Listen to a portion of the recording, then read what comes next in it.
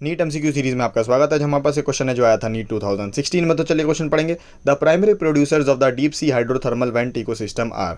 गहरे समुद्र में जो गर्म पानी के कुएं होते हैं उसके अंदर जो हमारे प्राइमरी प्रोड्यूसर्स होते हैं उस इकोसिस्टम के अंदर वो कौन से होते हैं, ये हमसे क्वेश्चन पूछ रहा है।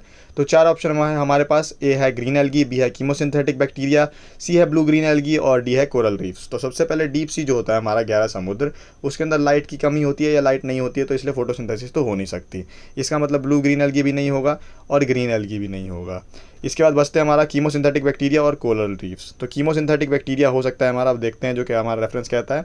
हाइड्रोथर्मल वेंट्स क्रैक्स होते हैं ओशन के अंदर जो हॉट वाटर और मिनरल्स को रिलीज करते हैं। उसके अंदर जो कीमोसिंथेटिक बैक्टीरिया होता है वो ऑटोट्रॉफ्स होता है, वो हाइड्रोजन सल्फाइड को ऑक्सीडाइज करता है, उससे एनर्जी लेता है और ऑर्गेनिक मैटर प्रोड्यूस करता है। तो इसके अंदर जो हमारा ऑप्शन का करेक्ट आंसर हो जाएगा वो हो जाएगा chemosynthetic bacteria. Chemosynthetic bacteria primary producer होते हैं डीप सी हाइड्रोथर्मल वेंट्स में। तो बी ऑप्शन को मार्क कर देंगे। तो thanks for watching, please like share and subscribe for more videos. NEET MCQ series में आपका स्वागत है। आज हमारे पास एक क्वेश्चन है जो आया था 2015 में। तो चलिए क्वेश्चन पढ़ेंगे। Most animal that live in deep oceanic waters are. जो गहरे समुद्री पानी के अंदर जो ज़्यादातर जानवर रहते हैं वो कौन से हैं, ये हमसे क्वेश्चन पूछ रहा है। कंज्यूमर हैं, डेट्रीवोर्स हैं, प्राइमरी सेकेंडरी या फिर कौन से कंज्यूमर्स हैं, ये हमसे क्वेश्चन पूछ रहा है। तो चलिए देखते हैं रेफरेंस को। एनसीईआरटी रेफरेंस कहते हैं। एनसीईआरटी लाइट के बारे में कहती है कि जो गहरा समुद्र है 500 मीटर से गहरा जो है वहाँ पर लाइट बहुत कम जाती है वहाँ पे, इसलिए जो हमारा सोलर एनर्जी वो सोर्स हो सकता है फूड बनाने का वो नहीं हो सकता, यानी फोटोसिंथेसिस तो वहाँ हो नहीं सकती। जो मैंने रेफरेंस लिखा है, रेफरेंस के अंदर मैंने डायरेक्टली लिखा हुआ है कि जो नीचे रहते हैं गहरे समुद्र के अंदर उनको कहते हैं बेंथोस या बेंथिक जोन में रहने वाले जानवर। वो ऊपर वाले जो ऑर्गेनिक मैटर है उसी के ऊपर भरोसेमंद रहते हैं। नीचे वो जो नीचे जाता है वहाँ पर डेड एंड डिकेइंग मैटर को इस्तेमाल करके वो अपना खाना बनाते हैं। तो डेड एंड डिकेइंग के ऊपर जो जिंदा रहते हैं उनको कहते हैं स्कैवेंजर्स या डेट्रीवोर। तो इस क्वेश्चन का आंसर हमें मिल गया कि गहरे समुद्र में रहने वाले ज़्यादातर जानवर होते हैं डेट्रीवोर्स। तो बी को मार्क कर देंगे। तो thanks for watching, please like share and subscribe for more videos. NEET MCQ series में आपका स्वागत है। हमारे पास एक क्वेश्चन है जो आया था नीट 2014 में। तो चलिए क्वेश्चन पढ़ेंगे। If 20 joule of energy is trapped at producer level then how much energy will be available to peacock at the following food chain. तो सबसे ऊपर हमारा प्लांट जो है वो हमारा 20 जूल एनर्जी रखता है, प्रोड्यूसर है वो, और नीचे आते आते पीकॉक कितनी एनर्जी रखेगा ये हमसे क्वेश्चन पूछ रहा है। तो जैसे कि हमारा 10% लॉ होता है हमारा एनसीईआरटी के हिसाब से, तो हर ट्रॉफिक लेवल के अंदर जब जैसे जैसे वो इंक्रीज होता है केवल 10% एनर्जी जाती है। तो इसको सॉल्व करके मैंने दिखा रखा है एक फ्लो चार्ट की फॉर्म में। प्लांट के पास अगर 20 जूल एनर्जी है तो अगली के अंदर जाएगी 2 जूल, यानी केवल 10% हो गया। 2 जूल का 10% स्नेक के अंदर जाएगा, वो हो जाएगा 0.2 जूल। और आखिरी में पीकॉक के पास जाएगी 0.02 जूल, जो आखिरी 10% होता है स्नेक की एनर्जी का जब वो उसको कंज्यूम कर लेता है। तो ट्रॉफिक लेवल के अंदर ऊपर से नीचे जाते जाते 10% एनर्जी जाती है अगले ट्रॉफिक लेवल के अंदर। तो इस क्वेश्चन का आंसर हमारा हो जाएगा 0.02 जूल पीकॉक के अंदर। तो उसको मार्क कर देंगे, ए ऑप्शन है हमारा। तो thanks for watching, please like share and subscribe for more videos. NEET MCQ series में आपका स्वागत है। हमारे पास एक क्वेश्चन है जो आया था नीट 2013 में। तो चलिए क्वेश्चन पढ़ेंगे। Which one of the following is primary consumer in मेज फील्ड इकोसिस्टम। तो प्राइमरी कंज्यूमर हमसे पूछा जा रहा है मेज फील्ड के इकोसिस्टम में। तो चार ऑप्शन है हमारे पास। ग्रासहोपर, वुल्फ, फाइटोप्लैंक्टन और लायन। तो सबसे पहले बताता हूँ कि प्राइमरी कंज्यूमर वही होते हैं जो हर्बीवोर ऑर्गेनिज्म होते हैं, जो प्रोड्यूसर्स यानी प्लांट के ऊपर फीड करते हैं। कार्निवोर होते हैं हमारे secondary tertiary consumer depending on the position of their food chain. तो मेज फील्ड की बात हो रही है। मेज फील्ड के अंदर जो हमारा ग्रासहोपर होता है या हर्बीवोर है, तो ये ज़रूरी यही है कि मेजरली यही हमारा प्राइमरी कंज्यूमर होगा। वुल्फ लाइन हमारे कार्निवोर हैं, तो ये हमारे सेकेंडरी टर्शरी कंज्यूमर होते हैं। और फाइटोप्लैंक्टन जो होते हैं ये हमारा प्रोड्यूसर होते हैं एक्वेटिक फूड चेन के अंदर। तो मैंने सब आपको एक्सप्लेन कर दिया है कि जो प्राइमरी कंज्यूमर होंगे वो हमेशा हर्बीवोर ऑर्गेनिज्म होंगे, क्योंकि वो प्लांट के ऊपर फीड करेंगे जो प्रोड्यूसर होते हैं। तो इस क्वेश्चन का आंसर हमें मिल गया है। मेज फील्ड इकोसिस्टम के अंदर प्राइमरी कंज्यूमर हमारा ग्रासहोपर होगा। तो ए ऑप्शन को मार्क कर देंगे। तो thanks for watching, please like share and subscribe for more videos. NEET MCQ series में आपका स्वागत है। हमारे पास एक क्वेश्चन है जो आया था नीट 2013 में। तो चलिए क्वेश्चन पढ़ेंगे।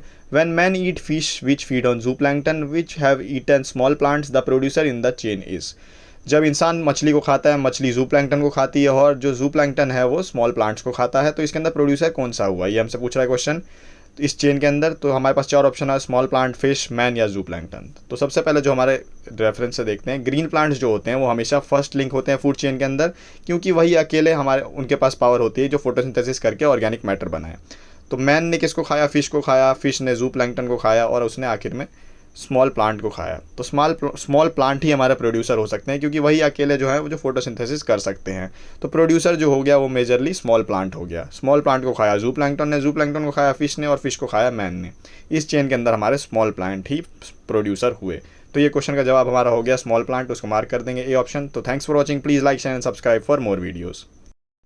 नीट एमसीक्यू सीरीज में आपका स्वागत है। हमारे पास एक क्वेश्चन है जो आया था नीट 2020 में। तो चलिए क्वेश्चन पढ़ेंगे। मैच द फॉलोइंग क्वेश्चन है जिसके अंदर ट्रॉपिक लेवल को स्पीशीज से मैच करना है। तो 1 2 3 4 ट्रॉपिक लेवल्स दिए हुए हैं जिसके अंदर क्रो, वल्चर, रैबिट और ग्रास है। तो एनसीईआरटी रेफरेंस देखेंगे। फर्स्ट ट्रॉपिक लेवल हमेशा प्लांट होगा, सेकंड ट्रॉपिक लेवल हमारा होगा हर्बीवोर, उसके ऊपर हो जाएगा थर्ड ट्रॉपिक लेवल कार्निवोर और फोर्थ ट्रॉपिक लेवल हो जाएगा टॉप कार्निवोर। सबके एग्जाम्पल भी दिए हुए हैं इधर हमने एनसीईआरटी से। तो जो हमारा क्रो हो जाता है हमारा third trophic level carnivore, vulture हो जाता है टॉप कार्निवोर जो क्रो को भी खा सकता है, रैबिट हो जाता है हमारा हर्बीवोर सेकंड ट्रॉपिक लेवल, और ग्रास तो हमारी जैसे कि आपको पता है वो प्रोड्यूसर है तो वो हो जाती है फर्स्ट ट्रॉपिक लेवल या प्रोड्यूसर्स। तो इसके हिसाब से जो हमारा ऑप्शन जो सेट बैठ रहा है वो हो जाएगा ए ऑप्शन, जिसके अंदर ए हो जाता है सेकंड, बी हो जाता है थर्ड, सी हो जाता है फोर्थ और डी हो जाता है फर्स्ट। तो thanks for watching, please like share and subscribe for more videos. NEET MCQ series में आपका स्वागत है। हमारे पास एक क्वेश्चन है जो आया था नीट 2019 में। तो चलिए क्वेश्चन पढ़ेंगे। Which of the following ecological pyramid is generally inverted. नीचे दिए गए चारों में से कौन सा इकोलॉजिकल पिरामिड हमेशा ज़्यादातर इन्वर्टेड होता है। तो अब एनसीईआरटी रेफरेंस देखेंगे। इसके अंदर जो मैंने रेड से बॉक्स जो बनाया हुआ उसको पढ़ेंगे। The pyramid of biomass in sea is generally inverted because the biomass of fish far exceeds that of phytoplankton. तो हमारे क्वेश्चन की डायरेक्ट लाइन हमें यहाँ पे मिल चुकी है और एक्सप्लेनेशन भी ये दिया हुआ है क्योंकि बायोमास का पिरामिड जो हमारा होता है सी के अंदर वो उल्टा इसलिए होता है, इन्वर्टेड इसलिए होता है क्योंकि जो फिश का बायोमास है यानी फिश का जो मास है जो प्राइमरी कंज्यूमर होता है वो फाइटोप्लैंक्टन जो प्रोड्यूसर होता है उसके बायोमास से ज़्यादा ही होता है क्योंकि उसका साइज़ बड़ा होता है फाइटोप्लैंक्टन से। यहाँ पे हमारे वो पिरामिड भी दिया हुआ है इकोलॉजिकल पिरामिड ऑफ बायोमास। ठीक है, तो इस क्वेश्चन का आंसर हमें मिल गया है पिरामिड ऑफ बायोमास इन सी जो होता है जनरली इन्वर्टेड। तो ए ऑप्शन है हमारा, उसको मार्क कर देंगे। तो thanks for watching, please like share and subscribe for more videos.